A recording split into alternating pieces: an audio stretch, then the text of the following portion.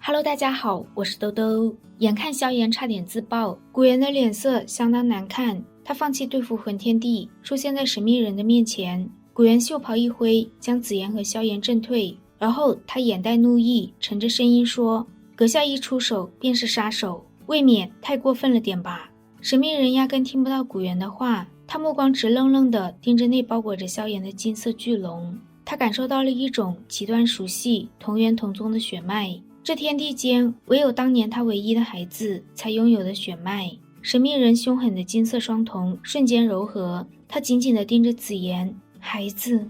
紫妍化为一道拥有着曼妙曲线的紫发女子，她愤怒地瞪了一眼神秘人，而后扶着身旁的萧炎问他没事吧。萧炎抹了一把嘴角的血迹，苦笑着问紫妍怎么来了。一提起这个，紫妍有些生气，发生这么大的事，萧炎竟然不通知他太虚古龙一族。他也知道萧炎是不想将他们牵扯进来，但以魂族的性格，他们若是得到了古地洞府，这大陆上根本就没有任何势力能够再独善其身。紫妍看向被古元拦住的神秘人，这个人实力实在恐怖，但他的气息似乎又有点熟悉。萧炎苦笑一声，他也不知道这个古地洞府的守护者为何这么执着地要杀自己。紫妍轻叹一声，随后玉手在面前的空间轻轻一划，紧接着太虚古龙一族的众长老从中飞出。虽说古龙一族不复当年之盛，但萧炎对他们有着大恩，这一次他们会尽最大的力量帮萧炎一把。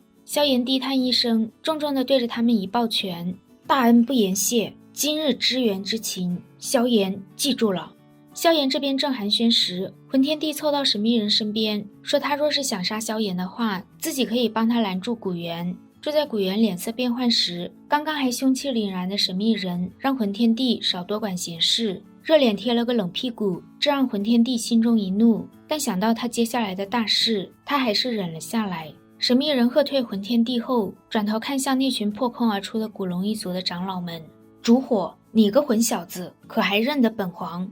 太虚古龙一族的长老听到神秘人的话，以为他在言语上占他们的便宜，顿时勃然大怒。神秘人被怒斥后，一脸的哭笑不得。古龙一族的寿命虽然很长，但从他那个年代能活到现在的少之又少。神秘人嘴中的烛火是如今太虚古龙一族年龄最老的大长老。此时的烛火有些错愕地看向神秘人，他浑浊的眼中带着一些茫然。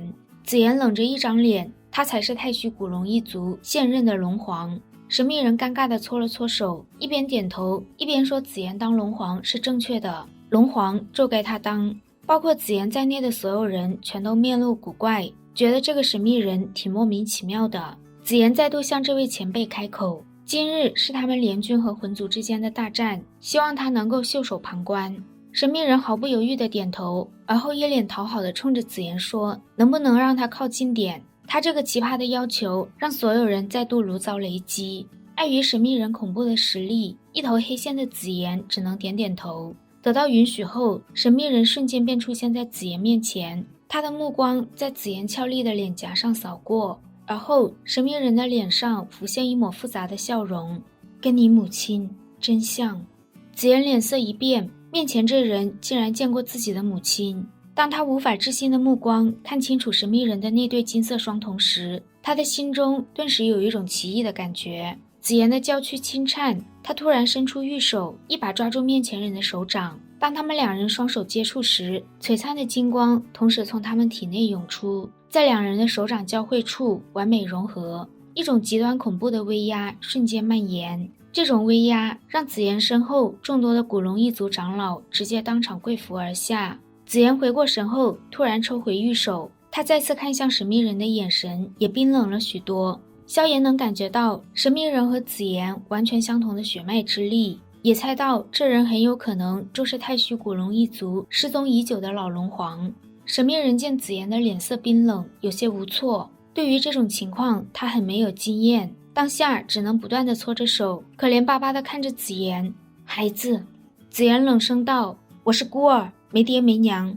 他说着这话时，眼中的泪珠翻腾。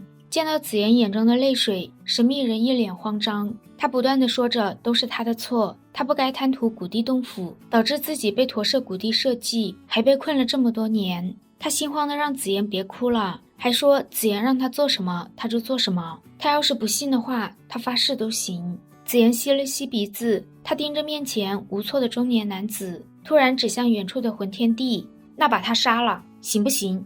神秘人先是一怔，而后双眼陡然变得凶狠，行。魂族那些人原本幸灾乐祸的脸色瞬间变得十分难看。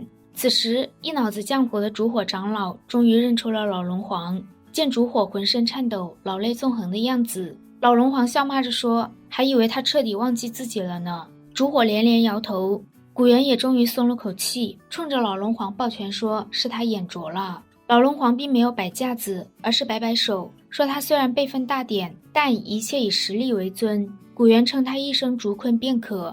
烛火长老凑上前为烛坤介绍萧炎这个古龙一族的大恩人。烛坤一愣，在他那个时代，太虚古龙一族可是十分鼎盛，大陆上极少会有势力敢招惹他们。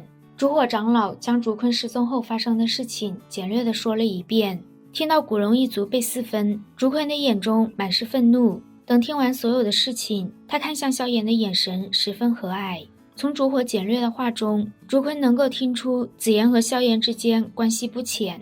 若是今日萧炎真出个三长两短，他怕是难和子言缓和关系。烛坤让萧炎不要那么生分，不嫌弃的话叫他一声伯父就好。萧炎有些无语，只好哭笑不得的拱拱手，烛坤伯父。烛坤笑眯眯的点点头，他的眼角余光看到子言脸色缓和一些后，心中微微一喜。烛坤看向遥远处的浑天帝，他既然答应了子言，那这家伙的命就留不得了。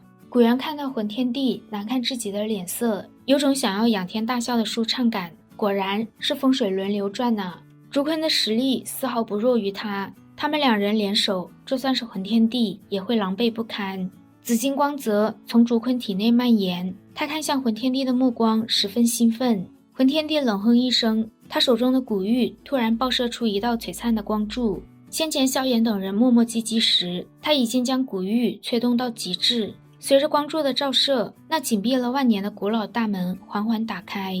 石门开启的刹那，一股源自远古的波动掠出，双方大军在这股波动下如遭重击，阵型也被震乱。一些实力不强的更是被震退到万丈之外。伴随着波动越来越剧烈，能够悬浮在天空上的人已经相当稀少。烛坤突然开口问古元，可知古地洞府中有着何物？古元迟疑了一下，他只知道洞府中的东西能够让人进入斗地。烛坤告诉他，洞府中有一枚地品除丹，若是他所料不差的话，浑天帝的目标便是他。古元沉着声音说，绝不能让浑天帝得到地品除丹，不然等他进入斗地，以魂族的心性必然不会放过他们。烛坤点点头，等洞府完全开启后，他们就率先冲进去。只要先浑天帝一步得到地品除丹，以他们两人的实力，想要击杀浑天帝并不是太过困难的事。望着这一拍即合的两人，萧炎终于松了口气。他偏头看向身旁正望着烛坤背影的紫妍，轻叹一声。紫妍转过头，突然问萧炎，自己该不该认烛坤？当年如果不是他好运，可能早就成为其他魔兽嘴中的食物了。萧炎让紫妍心里怎么想的就怎么做。他告诉紫妍，烛坤被困的那片空间黑暗孤寂，这些年他过得应该也不容易。萧炎清楚紫妍对这个突然出现的父亲有些患得患失，不知该怎么处理才好。紫妍默默点头，并没有说话。好啦，今天的视频都到这讲到这里啦，我们下期再见，拜拜。